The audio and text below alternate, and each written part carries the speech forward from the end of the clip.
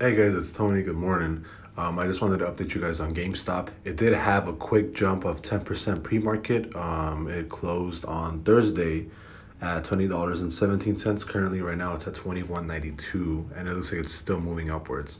Um, so as of right now, still holding my calls. Like I told you guys, we were up 140% last week. Then all that dropped down to we're actually down about 22% on both our calls. So we're not up right now. We're actually down 22%.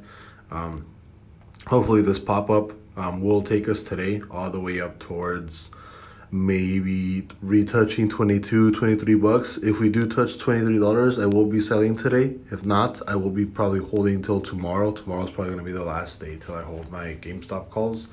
Um, and then we'll kind of go from there.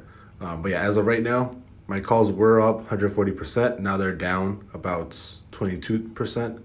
I'm just waiting for open to see what the calls are worth. If they're worth anywhere close to the 140% like they were worth last week, then I'll probably sell them at open.